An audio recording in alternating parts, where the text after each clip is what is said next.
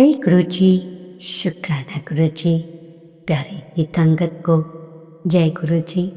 आज मैं फिर से आपके सामने सत्संग सुनाने आई हूँ। आशा है आप जो हमारे सत्संग इतने प्यार से सुनते हैं उसके लिए अनंतम अनंतम शुक्राना। गुरु जी का भी बहुत बहुत शुक्राना जो हमें ये सेवा दी है संगत तक पहुँचाने की, और आप हमें भरपूर प्यार दे रहे हैं हमारे सत्संग सुनकर, उसके लिए फिर से एक बार बहुत बहुत शुक्राना। संगत जी,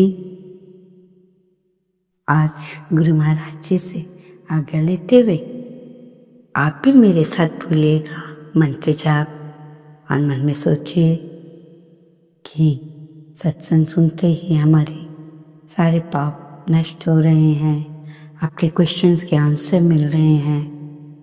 तो ध्यान से सुनिए। पहले हम मंत्र जाप करते हैं। ओम नमः शिवाय, शिवजी सदा सहाय। ओम नमः शिवाय, गुरुजी सदा सहाय। ओम नमः शिवाय, शिवजी सदा सहाय। ओम नमः शिवाय, मेरे प्यारे गुरु जी सदा सहाय। Thank you Guru ji, I love you गुरुपा। Guru Maharaj जी के चरणों में कोटि कोटि नमन। सारी संगत की तरफ से भी कोटि कोटि नमन। संगत जी की तरफ से अरदास है और मेरी तरफ से भी, गुरु महाराज सब पे अपनी कृपा बरसाए रखना, सबको सुख मिले, सबको रोज रोटी मिले, कोई भी संसार में दुखी ना हो। इहो जिहियां खुशियां बरसाई बाबा नानका, इहो जिहियां खुशियां बरसाई बाबा नानका। इतनी प्यारी खुशियां बरसाना कि कोई भी परेशान ना हो।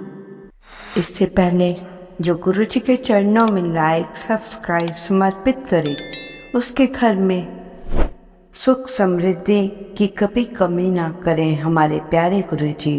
उन्हें भरपूर दें गुरु महाराज, उनकी हर इच्छा को पूर्ण करें। जय गुरु जी। गुरु जी से प्यार हुआ तो समझो कर्मों में सुधार हुआ। क्यों घबराता है मन बावरे, क्यों रहता है उदास, तेरे साथ है इतना प्यारा गुरु, तो कर उस पर विश्वास, तो कर उस पर विश्वास। जय गुरु जी, शुक्राना गुरु जी। संगत जी ध्यान से सुनो, बड़े काम की बात है, समझने की बात है कि चीनियों का एक मुहावरा है, मुझे अफसोस था। ध्यान से सुनना संगत, बहुत कुछ आपको आंसर मिल जाएंगे। मुझे अफसोस था कि मेरे पास जूते नहीं थे। फिर मैंने किसी को देखा कि किसी के तो पास पैर भी नहीं है। हो, कहते हैं जो मालिक ने दिया उसकी कद्र करो, और तुम हर टाइम उससे मांगते ही रहते हो। जो ये उसी में जो है उसी में खुश रहो। तुम लाखों करोड़ों से बहुत अच्छे हो। इस चीज का शुक्रिया करो अपने परमात्मा से कि परमात्मा सभी के लिए तूने बहुत कुछ किया, उसका बहुत बहुत शुक्राना। संगत जी, सभी महिलाओं के लिए ये बहुत काम की बात बता रही हूँ कि एक बार सुनने से पता चलेगा कि क्या बात क्या समझे। एक बार एक अंकल पति ऑफिस से थका हारा घर आता है। घर में आते ही उसकी पत्नी उससे झगड़ना शुरू कर देती है। पति ने बोला, मुझे खाना दे दो, मुझे भूख लगी है। पत्नी ने कहा, खुद ले लो, मैं सोने जा रही हूँ, मुझे नींद आ रही है। पत्नी लड़ती रही, पति सुनता रहा, वो चुपचाप सो गया। जैसे ही सुबह उठा उसने पत्नी से कहा, मुझे नाश्ता दे दो। तो पत्नी ने कहा, बाहर खा लेना, मेरे से नहीं बनता है। तो पति बिना कुछ कहे ऑफिस चला गया। रास्ते में क्या होता है संगत जी, सुनिएगा, बहुत दिल दुखाने वाला। रास्ते में कार एक्सीडेंट हुआ और उसकी मौत हो गई उसके पति की। जब पत्नी अपने बच्चों को स्कूल से लेकर वापस लौट रही थी तो वो क्या देखती है, घर के बाहर भीड़ बहुत जमा है। उसने जाकर देखा कि ये तो उसके पति का शव पड़ा था। तो पति का शव देखकर उसके पैरों तले जमीन खिसक गई। वो निशब्द हो गई, उसकी आंखों से आंसू, मुंह से कोई शब्द नहीं निकला। उसने अपने पति के शव को झिंझोड़ते हुए कहा, राजा उठ जाओ ना, अब नहीं झगड़ूंगी, मैं खाना देती हूँ, तुम्हें भूख लगी होगी। पर कैसे पति उठता, वो तो मर चुका था। लोग बातें करने लगे। अब पति के जाने के बाद वो पूरी तरह टूट गई। लोगों ने रंग दिखाने शुरू कर दिए। अब तो वो अकेली रह गई। लोगों की गंदी नजरें पड़ने लगी उस पर। अब तो ससुराल वालों ने भी उसे घर से निकाल दिया। अब तो वो उसके पास कोई सहारा न रहा। जब तक पति था तो रानी की तरह रहती थी। पति जाने के बाद उसकी हालत नौकरानी से भी बुरी हो गई। इससे पता चलता है वक्त रहते अपने पति और सबकी कद्र करना शुरू कर दो।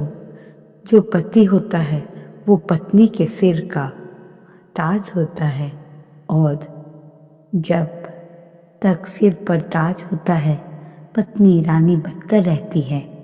अगर सिर का ताज ना हो तो उसकी जिंदगी नौकरानी से भी बेकार हो जाती है।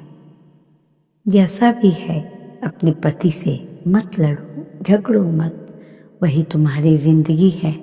कहने का अर्थ है आप सबसे पहले अपनी बना कर रखो अपने पति से। ना जाने कौन सा पल क्या हो जाए। इस सत्संग से आपको पता ही चल गया होगा कि कौन से पल क्या हो गया था। संगत जी, बताना था ये सब आपको इस सत्संग। तो कहने का अर्थ है कि हर समय हर इंसान को खुशी खुशी घर भेजो, आने पर उसका स्वागत करो। ना जाने कौन सा पल ईश्वर ने हमें बुला लेना है, कब जिंदगी की सांसें खत्म हो जाए। तो सबके साथ हंसते बोलते सबका शुक्रिया अदा करते हुए बात करो, सबसे प्यार से रहो। जय गुरु जी। संगत जी, जो मालिक है, जो मालिक ने दिता है, उसके लिए आपने प्रभु का कभी शुक्रिया नहीं किया। आप सोचते हैं कि हम अपनी मेहनत से कर रहे हैं। मालिक का क्या काम, दिन रात मेहनत करते हैं तब जाकर सुख सुविधाएं प्राप्त होती हैं। परंतु आप ही जानते हैं कि मालिक की मर्जी के बिना पत्ता भी नहीं हिलता। अगर मालिक की मर्जी ना होती तो आपसे ये सब सुख सुविधाएं आपको प्राप्त ना होती। तो संगत जी, मालिक का खेल, मालिक की बातें ध्यान से सुनो। जो मालिक ने दिया है आपने उसका शुक्र नहीं किया, शुक्राना नहीं किया। संगत जी, ये कोई नहीं देखते कि प्रभु ने आपको कितना सुंदर बनाया है, क्या मकान दिया है। आधी से ज़्यादा लोग सड़कों पर ही सोए हुए हैं। प्रभु ने मेरे को इतना सुंदर खाने को दिया है, आधी दुनिया रात को भूखी ही सो जाती है।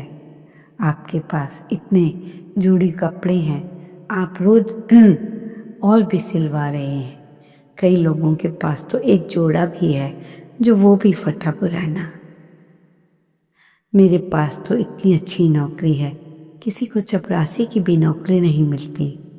ऐसे लोग जिन पर सब कुछ है, उन्होंने परमात्मा का कभी भी शुक्रिया नहीं किया, या को उनमें अहंकार है। संगत जी कहने का अर्थ है, आप अपने से ऊपर बंदे को देखेंगे तो आप हमेशा प्रॉब्लम में आएंगे। अगर आप अपने नीचे से वाले लोगों को देखते हैं तो आप बिल्कुल सही रहेंगे। संगत जी, हर काम के लिए उस परमात्मा का शुक्राना किया करो। मैं नहीं, अब जब दुखी ऐसा ना हो कि जब आप दुखी हो तो दरबार में आके मांगते हैं।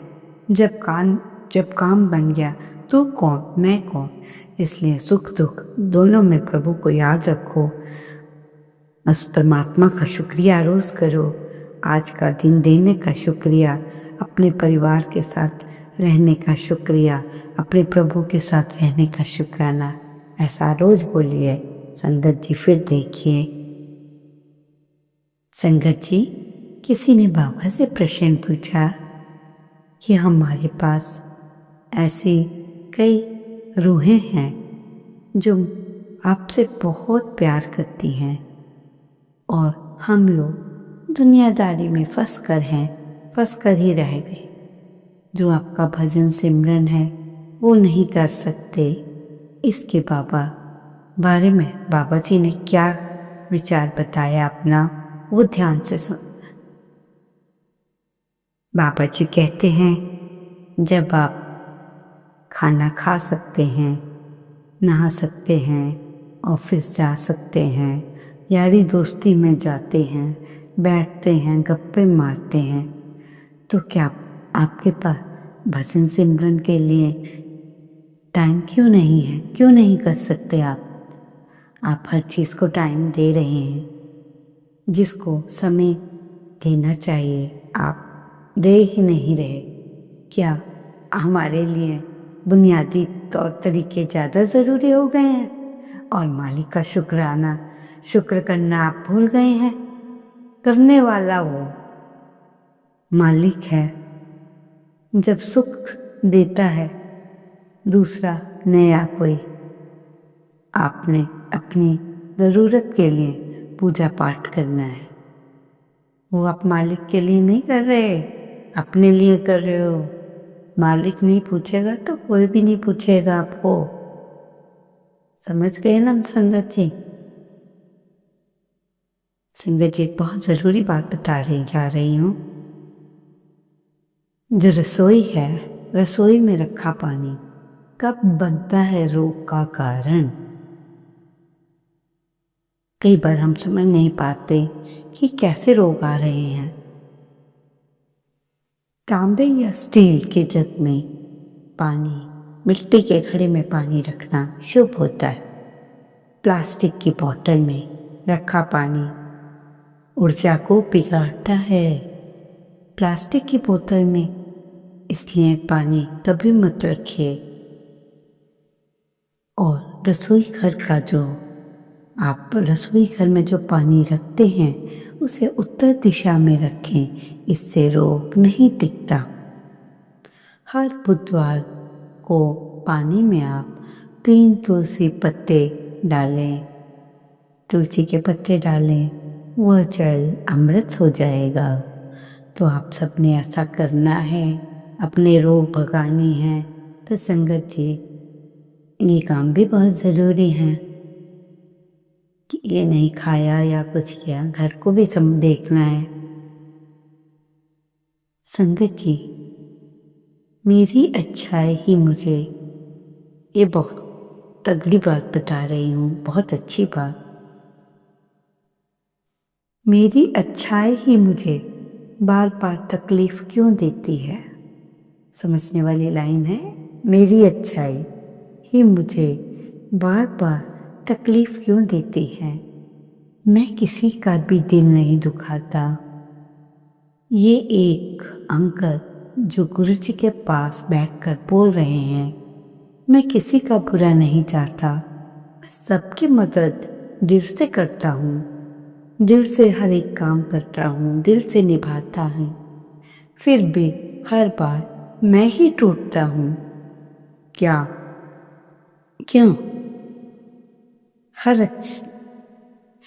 हर बार मुझे पे ही चलता है। जिसके पास किसी के दिल के लिए बुरा या कोई बुरी आवाज़ नहीं, जो जवाब मिलता है कि दुनिया ने तेरी नरमी में अपनी ताकत ढूंढ ली है। क्या जवाब मिलता है? जो दुनिया है उसे पता है कि तू एक अच्छा इंसान है, उन्होंने तेरी ये कमज़ोरी ढूंढ ली है और तू अपनी भलाई को कमज़ोरी समझ बैठा है। तू सोचना कि तेरी अच्छाई तुझे तोड़ रही है, पर सुन, तू साफ दिल वाला है। साफ दिल वालों के लिए हमेशा रास्ता कठिन रखा जाता है, क्योंकि आसान हो जाए तो गंदे लोग भी उसी रास्ते पर चलने लगेंगे। मैंने तुझे नरम दिल इसलिए बनाया है कि पर तू कमज़ोर नहीं। मैंने तुझे साफ रखा है इसलिए तू कीचड़ से दूर रखा है, ताकि तू एक अच्छा इंसान ही बना रहे। जय गुरु जी। देखो गुरु जी के ब्लेस करने का तरीका, कैसे किसी को क्या करना है, इससे किसको दूर रखना, इसमें आपको आंसर मिल गए हों। संगत जी, अपने कर्मों के द्वारा संसार में कोई सुखी है तो कोई दुखी, अमीर है कोई गरीब, कोई कैसा है कोई कैसा। हम दुनिया में अच्छा, इस दुनिया में अच्छा कौन है?